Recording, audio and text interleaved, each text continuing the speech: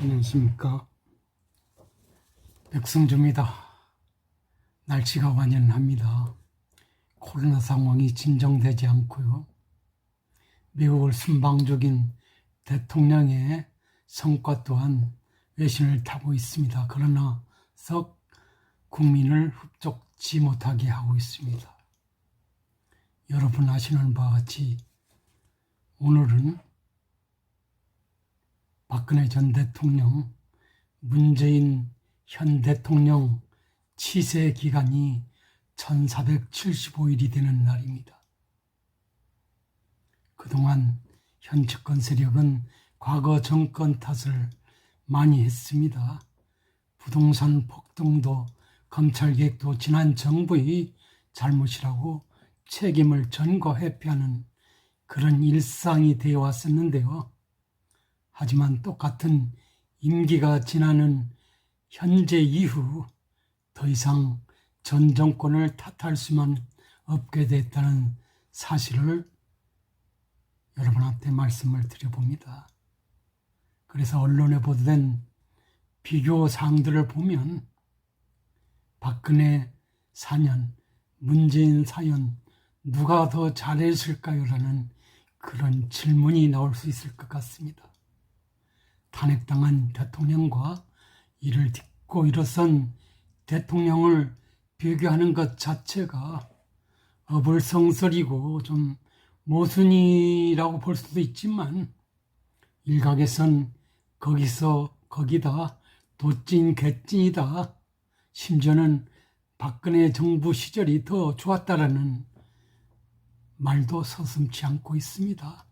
적어도 촛불 정신을 자임하는 정권이라면 전 정부보다 역대 민주화 이후의 역대 정부보다도 보란듯이 치세가 월등해야 됨에도 불구하고 최악의 상황을 맞고 있는 그런 현실을 우리는 목도하지 않을 수 없습니다.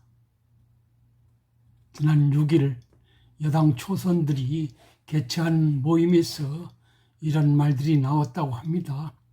코로나만 아니었으면 민주당이 촛불 집회 대상이 됐을 거다라는 이야기. 민주당의 내로남불은 현재 진행형이다 하는 얘기. 청년들은 문재인 정부가 박근혜 정부보다 훨씬 나을 것이라고 잔뜩 기대를 했지만 지나고 보니 실망감만 느껴진다라는 그런 전언이 오갔다는 것입니다. 여러분 아시는 바와 같이 박근혜 대통령도 깨끗하고 투명하며 유능한 정부가 될 것을 내세웠었습니다. 그러나 본의 아니게 최순실 국정농단은 불투명과 무능의 전형으로 각인되어 버렸습니다. 그래서 문재인 대통령은 투명한 소통을 강조하고 나섰습니다.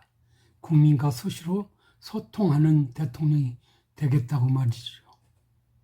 주요 사안은 대통령이 직접 언론에 브리핑하겠다고도 했습니다. 때로는 광화문 광장에서 대토론회를 열어서라도 국민의 심기를 보듬을 것이라고 다짐했었습니다. 그런데 뭐가 달라졌습니까?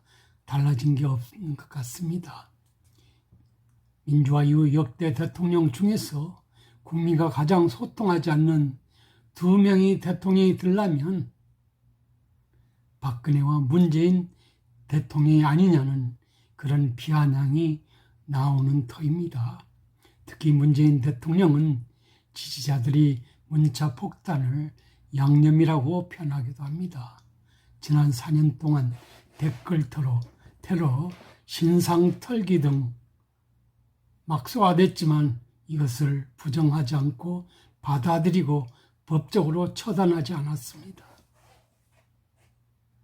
여당을 비판하는 사람은 고발당하고 대자보를 붙인 청년은 경찰이 수사를 받는, 대한민국은 민주공화국이고 국민이 주인인 나라가 아니라 대통령이 주인인 나라고 대통령을 함부로 건드리면 법으로 처단하겠다라는 법률 만능주의를 획책하는 그런 정부로 돼버리고 말았습니다.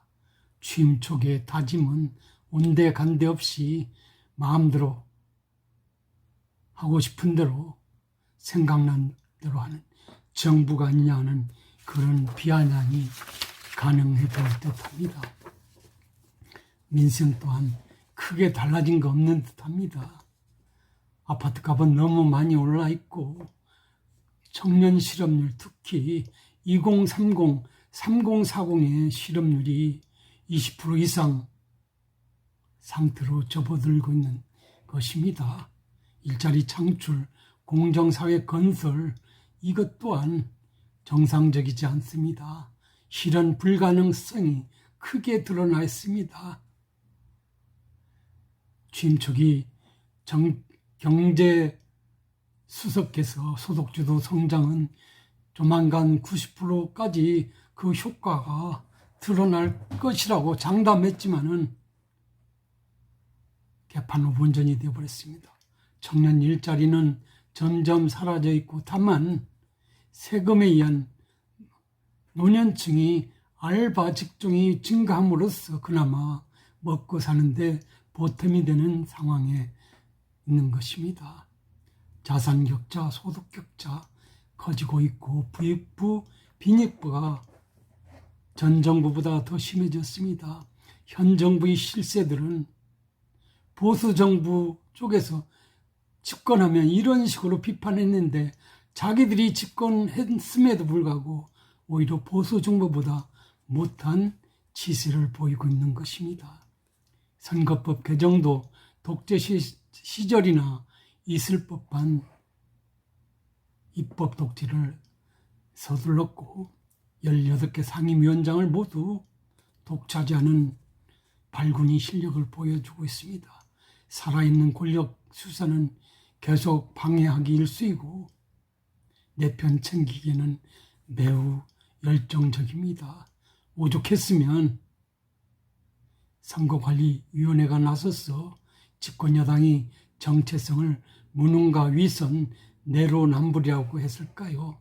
그래서 지난 보궐선거에 이런 것을 야당 쪽에서 캐치플레이즈로 내거는 것은 선거법 위반이라고 엄포를 넣기도 했습니다. 지금 제 가슴은 한 번도 경험하지 못한 나라를 만들겠다라는 열정으로 뜨겁다는 취임사 뻥 그 자체였습니다. 그나마 박근혜 정부 때는 물가 상승률도 낮고 집값도 지금보다는 안정적이었습니다. 서민들 또한 덜 힘들었습니다. 미국과 일본 외교에서도 지금처럼 꼬여있지 않았습니다. 미래를 위한 공무원 연금 계획도 서둘러 냈습니다. 적어도 탄핵당한 대통령보다는 이런 점에서 더 좋아져야 되는데 그 반대 상황이 벌어지고 있는 것입니다. 이제 곧 지난 정권보다 재임 기간 길어질 수 있습니다.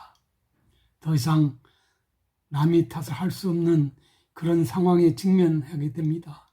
그랬을 경우 현 정권 얼마나 버텨낼 수 있을지, 어떤 변명을 늘어놓을지 궁금하기 짝이 없습니다. 저는 지난 박근혜 탄핵과 16세기 초반 인조 반정을 매칭해서 연상하고 있습니다. 언젠가는 자료가 수집되면 관련해서 책이라도 한번 써볼 생각을 하고 있습니다. 인조는 승자였습니다. 지금이 문재인 대통령처럼 서인설에게 등을 엎고 당파의 와중에서 득세한 세력의 힘을 얻고 권력을 걸머졌으나 모든 것이 실패작이었습니다. 외교 무능, 치세 무능, 그런 것들은 중국의 청나라에 송파 있는 삼전도에서 굴욕적인 신화의 예를 갖출 수밖에 없었고 그 후대들의 치세 또한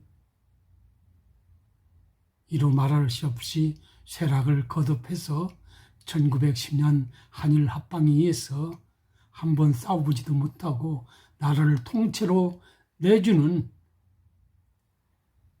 비굴한 무능력한 조선 제국이 됐다는 것을 우리는 알고 있습니다.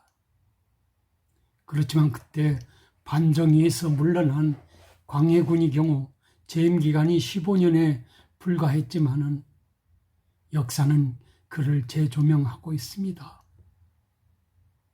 외교에서 등거리 외교를 통해서 조선의 입장을 대변할 수 있었고, 대동법 실시를 통해서 백성이 먹고 사는 문제에 관심을 가졌다는 것, 뭐 이런저런 치세를 우리가 연상해 볼 수 있습니다. 제가 오늘 1475일을 맞는 오늘 방송을 통해서 여러분한테 말씀드리고 싶은 것은, 역사는 반드시 승자를 영원한 승자로 기록하지 않는다는 그런 사실입니다. 그것은 인조가 당시 승자였지만 역사적으로는 패자인 것과 마찬가지 이치라고 볼 수 있습니다. 오히려 광해군이 업적이 돋보이고 있습니다. 1475일을 맞은 오늘 전 정권을 그렇게 무능하고 별볼 없고 최순실 정치라고 비꼬았던 현 집권 세력 대통령, 과연 어떤 치세를 보여왔는지 국민은 익히 다 알고 있습니다. 무능하기 짝이 없습니다. 앞으로 1년 남지 않는 시간 동안 무엇을 어떻게 해서 보충할 수 있을지도 매우 궁금하기 짝이 없습니다.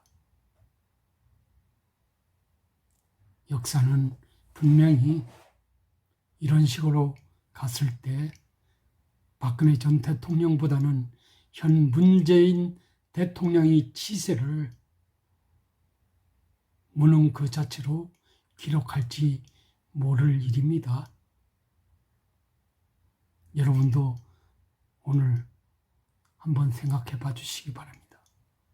박근혜 전 대통령, 현 문재인 대통령, 누가 더 국민을 위해서, 백성을 위해서 더 일을 잘 하고 있는지, 잘 할 것이라고 확신하고 있는지를 한번 되돌아봐 주시기 바랍니다.